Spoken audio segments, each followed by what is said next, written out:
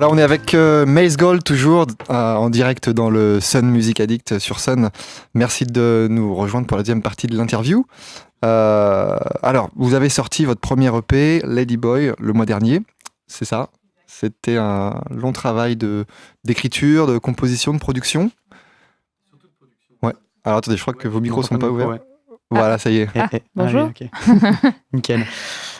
Ouais, un long travail de production surtout, parce que les musiques, nous, on les a finalisées. Elles étaient finies en août dernier.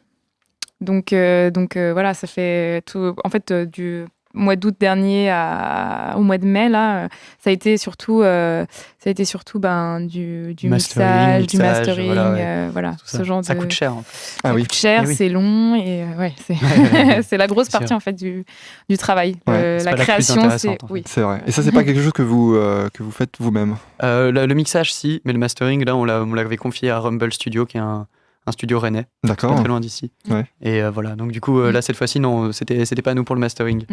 C'était trop bien fait. Et alors, là... On voulait quelque chose de vraiment bien léché, et c'est vrai que le résultat convient totalement. C'est bien aussi parfois d'avoir une oreille tierce pour reprendre un petit peu, disons, apporter un peu de fraîcheur. Et puis, j'imagine quand on est là un peu sur le projet pendant des mois, la tête dans le guidon, on manque peut-être un peu de recul parfois. Exactement. Oui, on sait plus ce qui est bien, ce qui est pas bien. Un moment, surtout quand on fait le mixage, quoi.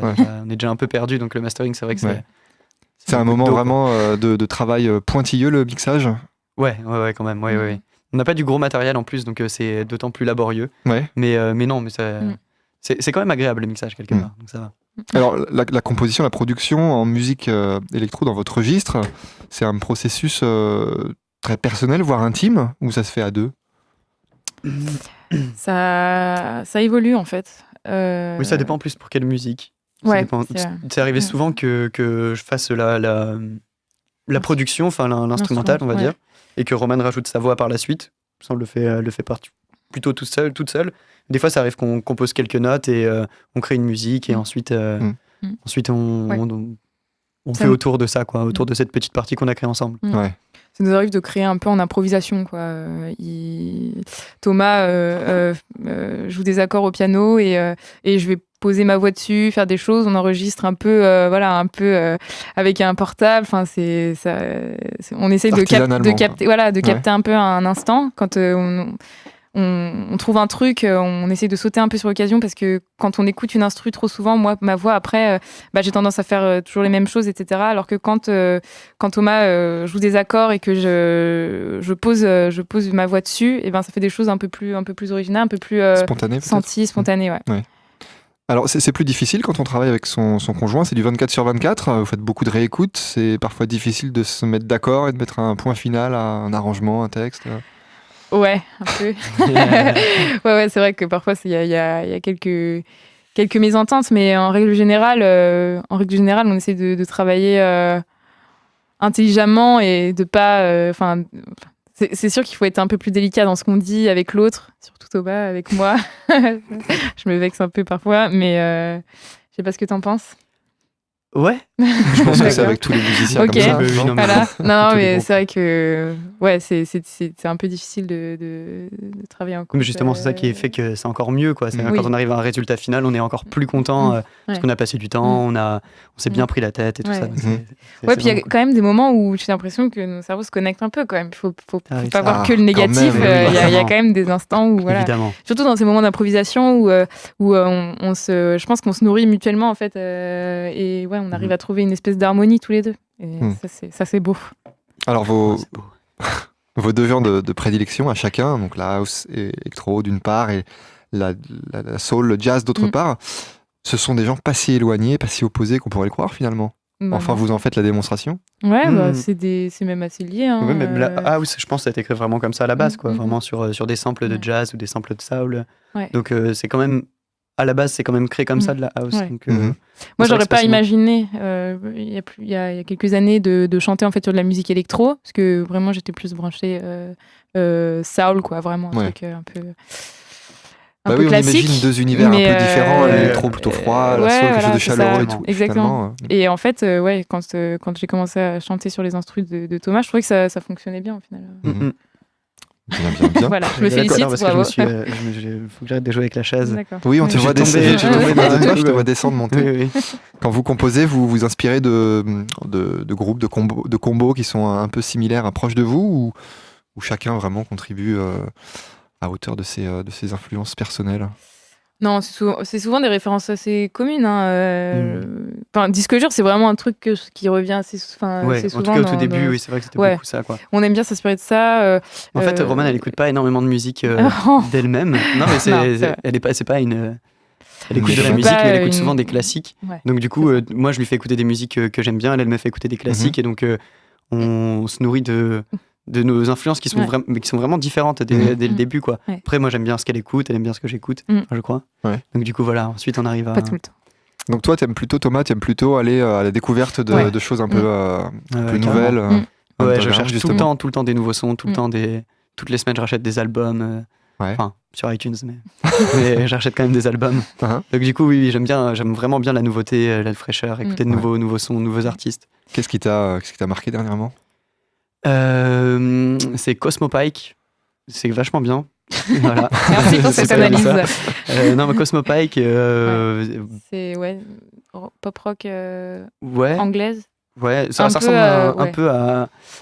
C'est un mélange de Arctic Monkeys et Amy Winehouse. Ouais, c'était voilà, notre analyse. C'est notre analyse, voilà. Après, bon, je suis pas sûr que tout le monde soit d'accord avec ça, mais ouais, voilà, ça m'avait vraiment bien marqué. Ça allait très bien avec l'été, le soleil, très calme, très. Et rien à voir avec ce que vous faites. Pas du tout. Peut-être aussi une bouffée d'oxygène. C'est pas faux, ouais. Alors, j'ai pas eu l'occasion de vous voir en live. Enfin, en dehors de tout à l'heure, dans le studio, mais c'est quand même pas tout à fait pareil. J'ai lu par contre, dans votre bio, je cite, leur style musical leur permet de se représenter dans tout type de lieu, en conservant l'énergie du live, en apportant à la musique électronique un véritable spectacle visuel. Ouais. C'est-à-dire qu'on fait du live déjà, donc du coup, on n'est pas uniquement sur des machines, donc on peut, on parle avec le public, on danse, on nous voit, on est sur le devant de la scène, on n'est pas caché derrière quelque chose. Donc déjà, en fait, visuellement, c'est un peu plus intéressant à regarder qu'un DJ set, par exemple. Donc déjà, c'est ça qu'on apporte à la musique électronique. Ensuite, après, ça dépend des salles. Des fois, on a des belles salles avec plein de lumière, donc là, c'est encore plus facile. Mais voilà, c'est déjà ça. L'idée, c'est qu'on fasse vraiment du live et qu'on interagisse avec les gens. Même quand on joue dans des clubs, c'est déjà arrivé qu'on joue dans des clubs, nous deux. Du coup, on interagit quand même avec le public, on fait des coupures, on parle, et ça marche super bien à 3h du matin, quand tout le monde est bourré. Vraiment, ça marche bien en plus. Donc, il y a toujours une bonne énergie et tout. Donc, voilà, c'est ça qu'on apporte un peu en live, en tout cas. De la sympathie, exactement. De la bonne communication. De la sympathie, de l'énergie, plus que...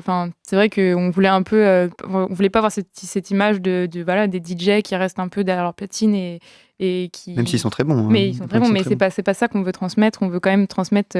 on est un groupe de musique et il y a une part quand même de live qui...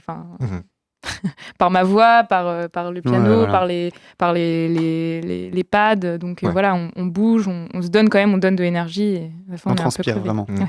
C'est votre présence qui compte en fait. C'est ça, c'est la présence. Ouais. Et alors, quelle différence il y a de jouer en club, en salle de concert, en festival? Et là, juste à l'instant, dans le studio, devant 5 personnes. Alors, il y a beaucoup plus de personnes qui vous écoutent en vrai, mais ça doit être un peu perturbant quand même. Moi, je dirais, en tout cas de mon point de vue, ce qui change le plus, c'est le public. Voilà. Non, c'est vraiment, je ressens une différence d'énergie et pour moi, c'est important de pouvoir transmettre mon énergie au public et de recevoir la leur. Et donc, je vois des différences forcément entre une scène où les gens sont là juste pour écouter, une scène où les gens sont là pour danser. Il y a des énergies différentes et du coup, moi, c'est la façon dont je kiffe un peu le truc, quoi. C'est sûr. C'est le public. C'est vrai que là, c'est un peu stressant, quoi. Ben oui. En plus, on joue au casque. C'est un peu. Oui. Bon, après, c'est intéressant quand même, dans tous les cas, de toute façon. Oui. Mais c'est vrai que l'avantage aussi en club, c'est que le public, il est plus réceptif. Et il donne plus d'énergie en fait. Et du coup, C'est c'est moins difficile en tant que chanteur de regarder les gens qui sourient, qui dansent, qui crient, c'est une énergie différente. Donc c'est pour ça que le public, à ce type de lieu. Bon, là, on a joué quand même 2 morceaux qui sont relativement calmes, ce qui n'est pas l'ensemble de notre live, quoi, qui est plutôt énergique. Comme la musique prochaine est déjà un peu plus énergique, mais donc du coup, la fin du live, c'est beaucoup d'énergie, ça s'arrête quasiment jamais, donc comme si on mixait finalement, comme si on était en train de faire du DJing, ça s'arrête plus, ça continue en boucle, et donc forcément ça va très très bien en club, puisque du coup là les gens dansent, ils sont là pour danser aussi, ils sont pas là juste pour regarder, donc ça marche bien en club, vraiment ça marche bien.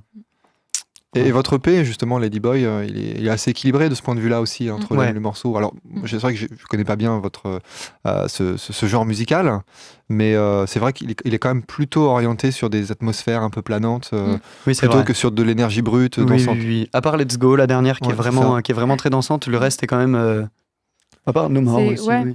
Bon, il y a quand même un peu d'énergie, mais c'est moins... Je dirais qu'en live, ça donne autre chose, parce qu'en live, on fait autre chose. Là, c'est vrai qu'en écoutant notre EP, il y a cette espèce... Enfin, c'est planant, il y a des nappes, la voix est posée. Mais en live, on copie pas ce qu'on fait dans notre EP. Il y a des transitions qui sont très énergiques, on joue beaucoup avec les pads, etc. Donc ça donne plus d'énergie en live que ce qu'on peut entendre, je pense, dans le EP. Évidemment, oui, c'est sûr. Oui. Alors, qu'est-ce qu'on peut vous souhaiter pour l'avenir ? Je sais pas, qu'on reste ensemble déjà. C'est déjà bien, je pense. Qu'est-ce qu'on peut nous souhaiter de faire des dates de concert. Surtout. Voilà, de continuer à faire de la musique comme on peut, d'avoir un peu le temps pour le faire. Le EP est sorti il y a un mois, donc peut-être une petite tournée à la rentrée pour aller le descendre. C'est beau, évidemment. Même faire des petits tremplins, déjà très très... dans un avenir proche déjà, faire quelques dates cet été. Vous êtes accompagné par une structure ou quelqu'un pour booker trouver les dates de concert On a juste un agent de presse, un attaché de presse, qui s'occupe un peu de faire, de communiquer un peu pour nous. Mais le but, c'est de trouver évidemment un tourneur, pas de label, mais un tourneur au moins pour pouvoir trouver des dates, pouvoir tourner un peu. Voilà. Et ben voilà, on peut vous souhaiter ça. Ça serait bien déjà. Merci d'avoir été avec nous, Maze Gold. Merci beaucoup. On va vous écouter une dernière fois pour un dernier morceau. Alors celui-ci s'appelle No More, c'est ça ? C'est ça. Est-ce qu'il y a quelque chose de particulier sur ce morceau, si ce n'est qu'il est plus énergique, vous disiez ? Ce morceau, il va être clippé bientôt. Donc voilà. C'est un peu le titre phare de notre EP, donc à surveiller de près. Et alors le clip est écrit déjà ? Le clip est écrit. Il tourne demain. On le tourne demain et après-demain, donc c'est très très proche. Super, vous le tournez où si c'est pas secret ? À Paris. À Paris. Chez nous. Enfin, pas chez nous, mais chez des amis. Presque. Ouais, presque chez nous. D'accord. Et il sortira, c'est prévu pour quand ? C'est pas encore, mais peut-être... avant fin juin. Avant fin juin. Ouais. Ou début très bientôt. Très bientôt. Voilà, très bientôt. Voilà. Eh ben merci, on vous écoute alors pour un dernier morceau, No More. Merci. À bientôt. Merci beaucoup.